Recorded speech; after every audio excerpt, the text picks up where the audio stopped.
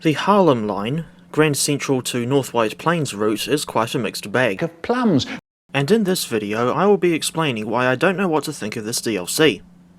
This is a remake of the original Harlem line review that I made in April 2022.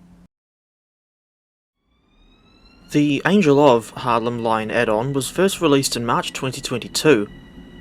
It costs 37 New Zealand dollars at full price, which almost makes the value for money reasonable, especially when compared to the newer stuff that costs $57. Despite being more linear than DTG's Long Island Railroad route, the Harlem line does have a couple of noteworthy improvements.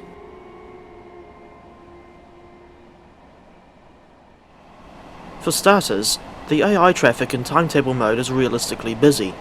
It is the line out of Grand Central Terminal after all, and the route includes 2 trains rather than having one sold separately.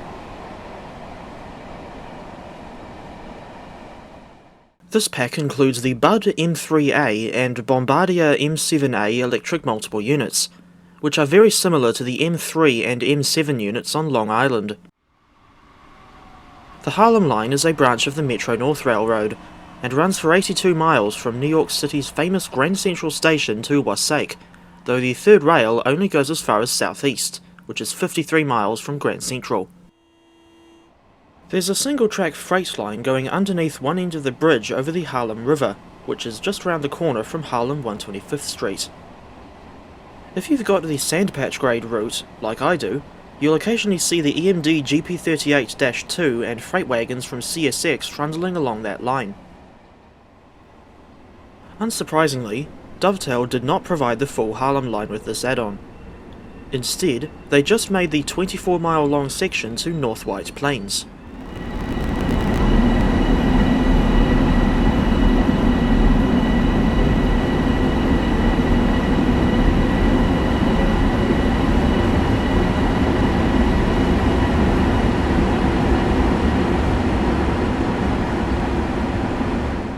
While a large number of local and express services do terminate early at North White Plains, and there is a depot just north of the station, I'm disappointed that we are stuck with another incredibly short route once again. If you're doing a local service, it will take at least an hour to complete this section due to the high number of stations and the short distances between them, but if you're in one of the express services, it'll take around 40 to 50 minutes.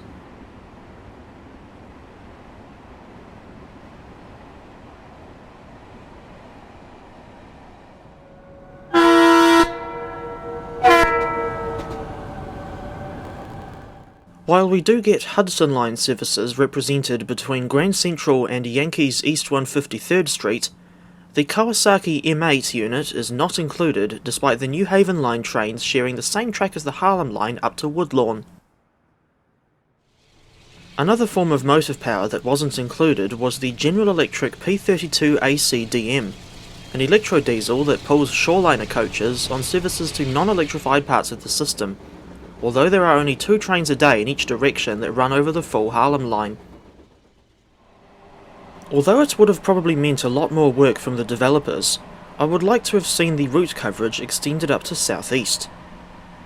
While 53 miles isn't all that long either, it's a damn sight better than 24. Credit where it's due, the M3A and M7A are not just reskins of their LIRR counterparts. DTG did alter the models to give an accurate rendition of the Metro-North versions, and I'll show you a quick comparison between the LIRR and Metro-North models in-game, so we can see what has changed.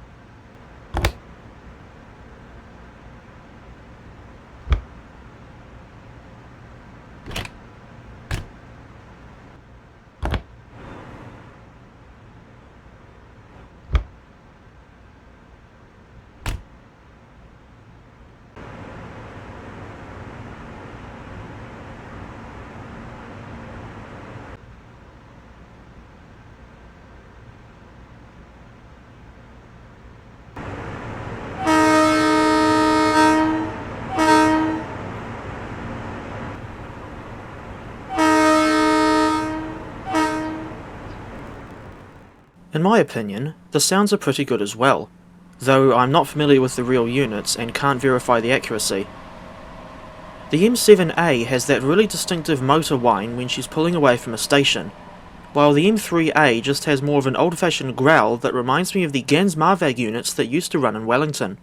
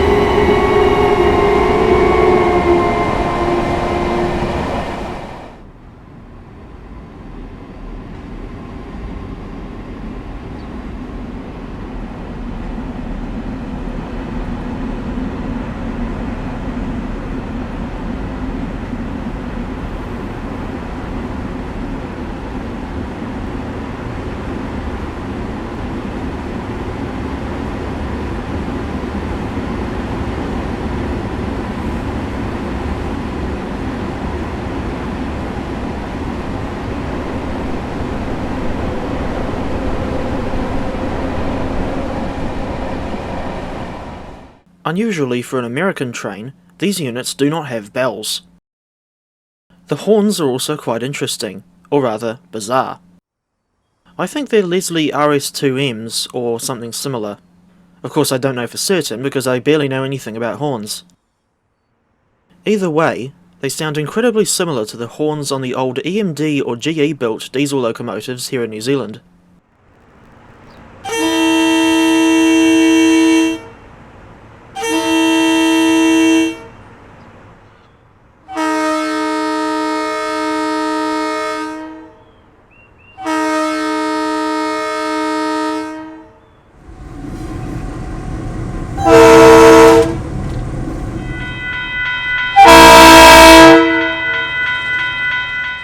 I dare say some people will still get annoyed over that seemingly forced reference to Kiwi locomotives, but I don't care.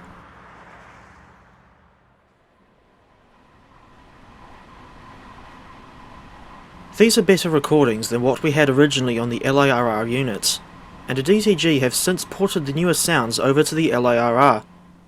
Now all they need to do is overhaul the scenery, especially around Nostrand Avenue, add the M9 units and DM30AC/DE30AC locomotives with C3 coaches, as well as extend branches to Port Washington, Oyster Bay and Greenport via Ronkonkoma. Or at the very least, finish off the Port Washington branch and update the timetable so that it's actually an intense and busy schedule rather than something comparable to a rural branch line. Do remember that this is supposed to be the busiest commuter rail system in the United States. Unfortunately, the fancy concourse at Grand Central is not modelled in-game, so the only part of the station we get to see is the comparatively dingy platforms. For such a huge station, I find it a little bizarre that Amtrak doesn't serve GCT anymore, as they run all of their NYC services through Penn Station instead. While I was exploring the route, I noticed that some stations don't even have destination displays installed, while the ones that do use the same inaccurate British design found on at least 4 previous US routes. Here's a montage of the stations between Grand Central and North White Plains, with the screen changing colour to show you which ones lack display screens.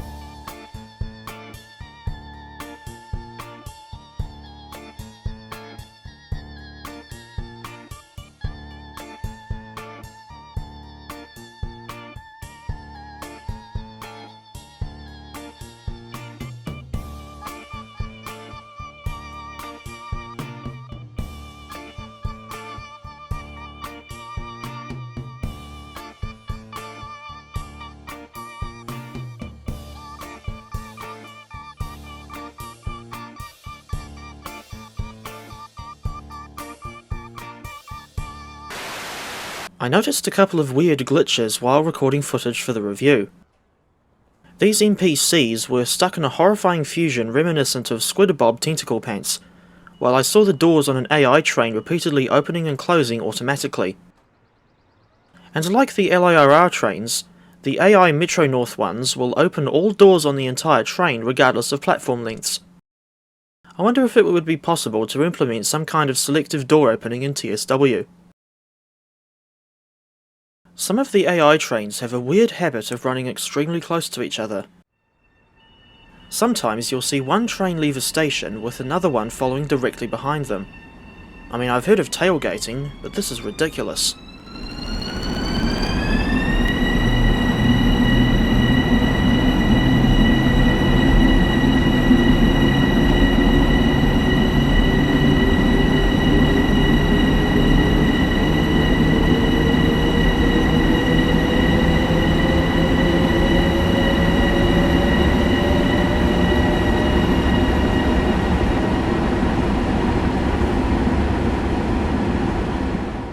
As for other bugs I noticed on this route, there is a tree placed way too close to the track at Melrose that is clipped by the train. When I was running an 8-car M3A set on an express run to GCT, the stop marker at Harlem 125th Street was set in the wrong place. So that meant that at least 3 coaches would have been left off the end of the platform had I stopped on the marker. I would have thought a bug like this would have been fixed by now. When I was running a local service to North White Plains, the destination screens listed the wrong destination and intermediate stops. I have no idea how this bug could have come about, let alone end up in the final product. And I would have thought that the only stations on this route that would actually list Croton Harmon as the destination would be Harlem 125th Street or Yankees East 153rd Street. As for what it's like to drive these units, each of them offers a different experience. Although they both have combined throttle and brake levers, the M7A's one is smooth while the M3A has 4 power notches. I found the physics on the M7A to be rather overpowered, as the unit accelerates so quickly that you don't really need to go all the way to full power, especially when pulling away from a station, where 30 to 40% is enough power. The Island Line's Class 484 has a similar issue with overpowered physics. I think that the most significant difference between the two driving experiences is the cab layout. In the case of the M3A, it's just this tiny little cubicle at one corner of the driving coach. As you might expect from a train 20 years older than the M7A, the M3A's acceleration is a lot slower, even in full power. Unlike the throttle, the brakes on both units don't have notches, and are instead smooth. But on the M3A there is a noticeably delayed reaction when you put the lever back in the release position after applying the brakes. In conclusion, I think the Harlem line is still a mixed bag. Although the route isn't god-awful, especially when compared to the LIRR and barely captures the spirit of Steam, I think people who like high-density commuter services would probably enjoy this route, but at the same time it's somewhat spoiled by how short and linear it is, not to mention the lack of service variation. But at the end of the day, I still enjoy driving the M3A and M7A.